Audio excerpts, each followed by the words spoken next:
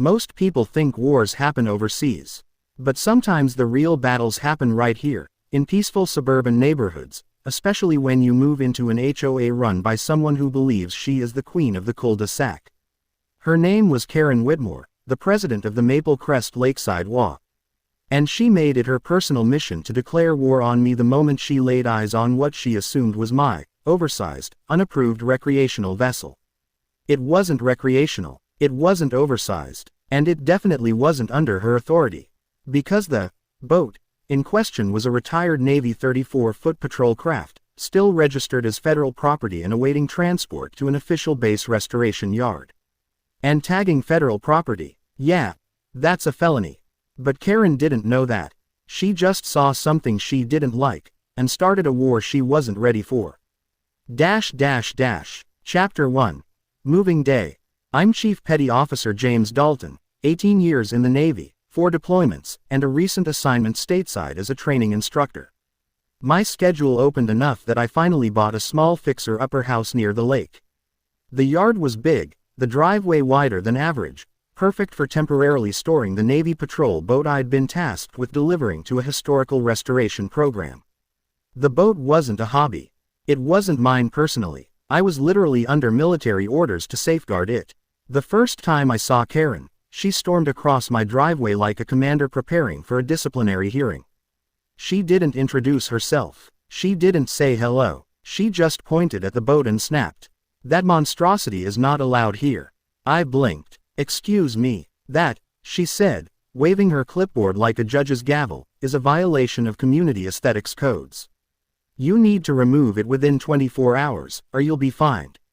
I stayed calm. "Ma'am, this is U.S. Navy property. It's not a civilian watercraft. I have permission to store it temporarily." Karen crossed her arms. "Nonsense. It's a boat. You can't keep boats here." Page 42 of the handbook. "It's a patrol craft," I corrected. "Federal military asset. I don't care if it's a space shuttle," she snapped. "This is Maple Crest, and you follow my rules." I almost laughed. Almost.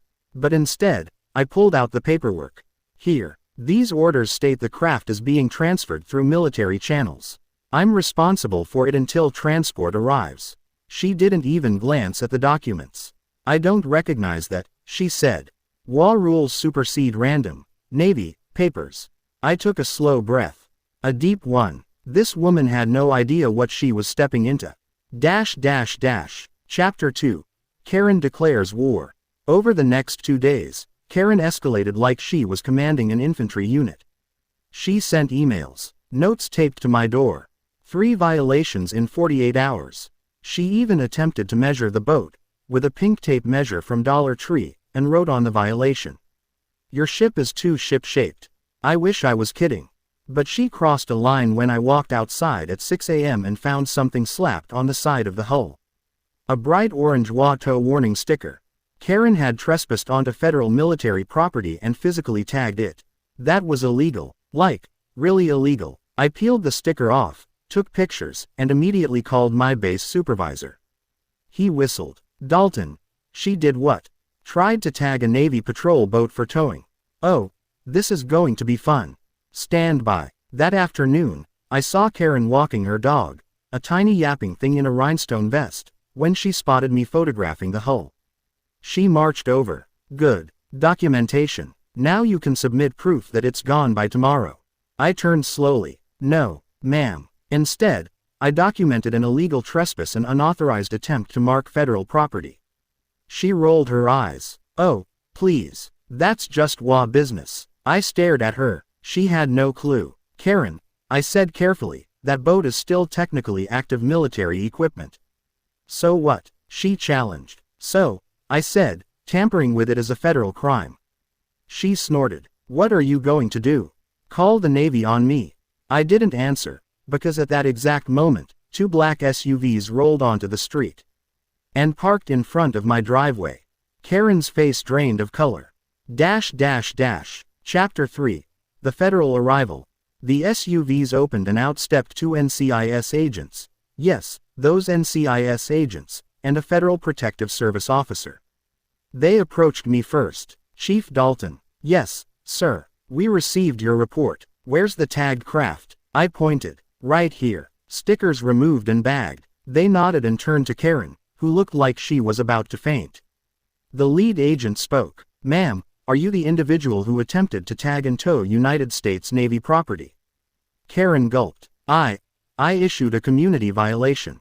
The agent showed his badge. You trespassed on federal equipment. Did you apply this sticker? Karen held her ground. Or tried to. This is Maple Crest. We have rules. He can't store a war boat here without permission.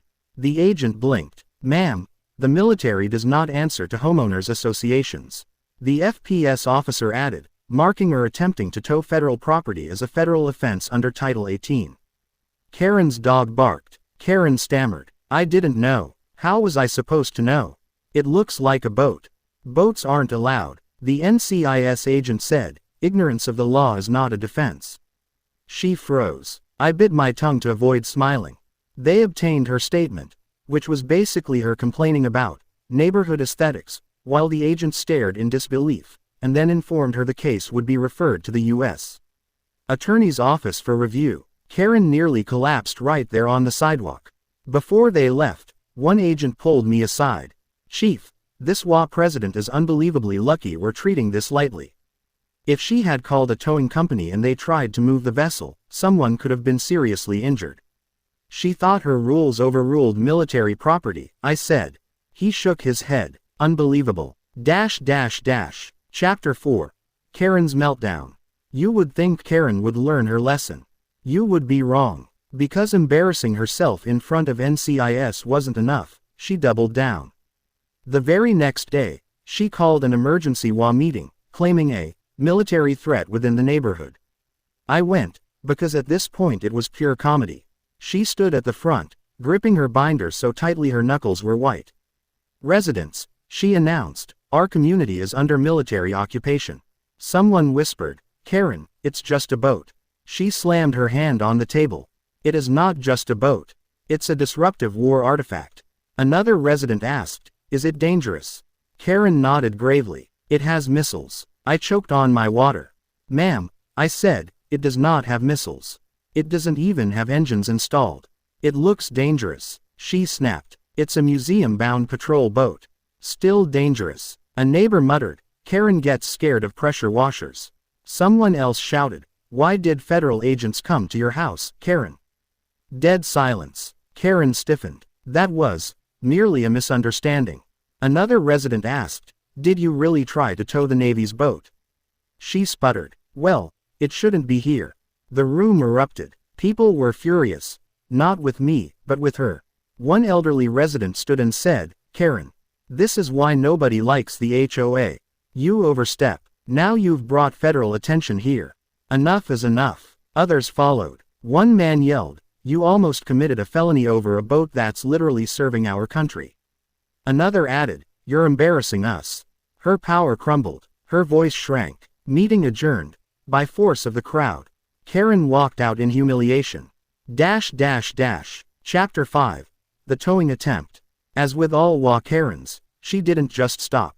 2 days later, at 4 a.m., I heard a diesel engine outside. I stepped onto my porch. A tow truck. An actual tow truck. Karen stood beside it in pajamas and a reflective vest. The driver looked confused and nervous. Sir, he said, she hired us to remove this ship. But I don't think we can. You absolutely cannot, I said firmly. This is federal property. Touching it without authorization is a felony. Karen yelled, you can't park military weapons here. It's a historic vessel. It is ugly. I sighed. Driver, I highly recommend you leave. He nodded rapidly. Yes, sir. Sorry, sir. She said it was an HOA matter. He pulled away so fast he nearly left skid marks. I recorded the entire thing. That video would later become extremely useful. Chapter 6. The HOA Revolt. Word of Karen's tow truck stunt spread fast. By that afternoon, over 45 residents signed a petition calling for her immediate removal as HOA president. They held a vote. It wasn't even close. Karen was removed unanimously. Even her own treasurer voted against her. She tried to argue. She tried to protest. Then she tried to cry. But nothing saved her. The moment she walked out of the room, defeated, people cheered. An elderly veteran approached me and shook my hand. "Son, thank you. That woman has been a menace for years." Another said, "I've lived here 10 years. That's the first time I've smiled at an HOA meeting." Chapter 7. Karen's Federal Surprise. A week later, NCIS called me again. "Chief, just an update. The HOA president received a formal federal warning. She won't be interfering with military property again." I asked what that meant. "She's not being prosecuted if she complies with all directives, but she's on record." Translation: "One more stunt and she's in handcuffs." I thanked them. They thanked me. Case closed. But for Karen, life only got more embarrassing. Word got around. Neighbors mocked her. Kids joked she tried to take over the Navy. Someone even put a tiny HO-scale battleship in her yard with a note, "You forgot to tag this one." She moved out 3 months later. Chapter 8. The boat leaves, and Karen returns. When the military transport finally arrived for the patrol craft, half the neighborhood came outside to watch. The truck driver said, "We heard this vessel had a run-in with an HOA." Whole base has been laughing. But the best part, as they were loading the patrol boat, Karen, who apparently came back to gather her last items, saw the military convoy. She stared at the boat, then at me, then at the uniformed personnel. Her face turned beet red.